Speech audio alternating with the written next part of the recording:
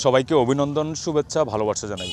বাংলাদেশের অত্যন্ত প্রিয় একটি অঞ্চল চাঁদপুর জেলার হাইমচর উপজেলার হাইমচর কলেজের পুরাতন ভবনের সামনে প্রতিদিন বিকাল হলেই মানুষের ঢল নামে।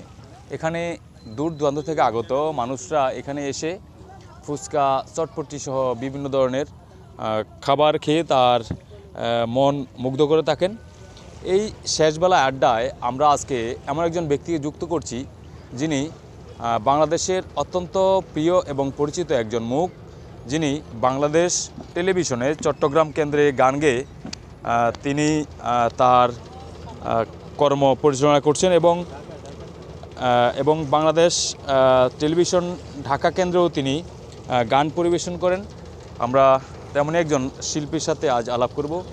এখানে এই মেঘনা নদীর তীরে বিভিন্ন অঞ্চল থেকে যে সকল মানুষরা ঘুরতে আসেন, এই তীব্র গরমে মানুষের যে ক্লান্তি, সেই ক্লান্তি দূর করার জন্য এবং মনের প্রশান্তিকে আরও বাড়িয়ে তোলার জন্য সবাই এখানে ঘুরতে আসেন।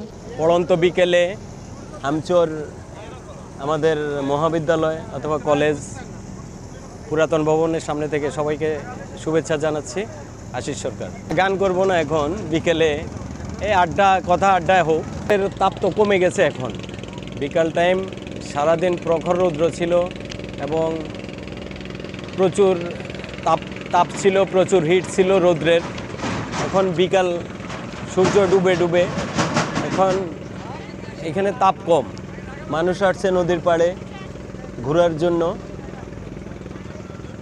ঘোরার জন্য আসছে মানুষ পড়ন্ত বিকেলে।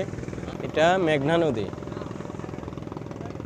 সর্বনাশা পদ্মা নদী, তোর কাছে সুধাই বলা মারে তোর কি রে আর কুল কিনারা নাই,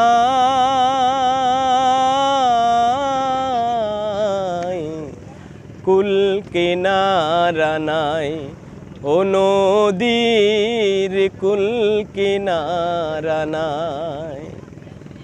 পাড়ের আশায় তাড়াতাড়ি সকাল বেলায় ধরলাম পাড়ি,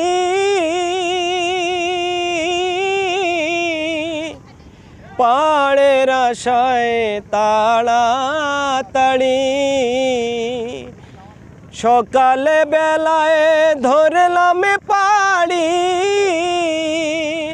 ওইখানে তালিকাভুক্তির জন্য অডিশন দিতে হয়। ঢাকা বিটিভিতে 2014 সালে বিটিভির মাধ্যমে ফর্ম ফিল আপ করে অডিশনের জন্য অডিশন করি, অডিশন দেই, অডিশনে তালিকাভুক্ত হই।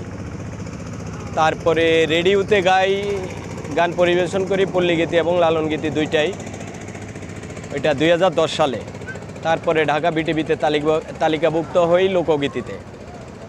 তারপরে চিটং টেলিভিশনে গাই, ঢাকার সার্টিফিকেট দিয়ে চিটং টেলিভিশনে। এইভাবেই হামচরে নদী প্রথম ছিল। আমি তো মূলত 1988 সালে এসএসসি পরীক্ষা দেই। তখন হামচর মেইন পুরান বয়েজ স্কুল ফেলেও 1 কিলোমিটার পশ্চিম পাশে ছিল নদী। এই 88 সালের পর থেকেই নদী ভাঙা শুরু হয়েছে।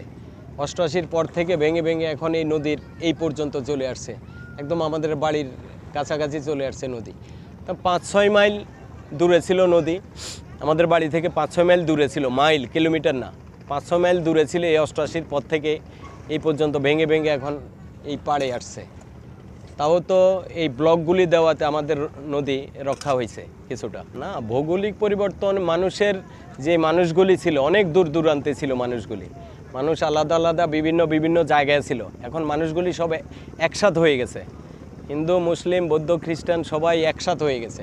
আমরা আগে যেমন মুন্সিকান্দি, খলিফাকান্দি, তাস্কারকান্দি এগুলি ছিল আগে। পুরান হামচর কোথায়? হামচরের নদীর ওই পাড়ে চলে গেছে।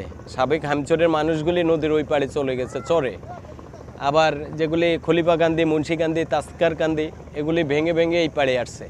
নদীর এই পাড়ে। আমরা এখন আমাদের যেই এই হিন্দু এলাকা, এই হিন্দু এলাকায় ওরা জায়গা জমি কিনে টিনে এখন এই পাড়ে আসছে সবাই। ভবিষ্যৎ পরিকল্পনা আরেকটু উপরে যাওয়ার পরিকল্পনা, তারপরে এলাকায় পোলাপাইনের কিছু গান শেখানোর জন্য, যদি গান শিখে থাকে ভালোভাবে গান শেখানোর জন্য একটা স্কুল করা দরকার। ভবিষ্যৎ পরিকল্পনা এইটাই, অডিয়েন্সের উদ্দেশ্যে এইটাই। অডিয়েন্সের উদ্দেশ্যে কি বলবো, অডিয়েন্সে যারা এখন দেখবে, যারা এই মোবাইল ভিডিওর মাধ্যমে দেখবে, তাদেরকে শুভেচ্ছা জানাই, পড়ন্ত বিকেলে শুভেচ্ছা জানাই।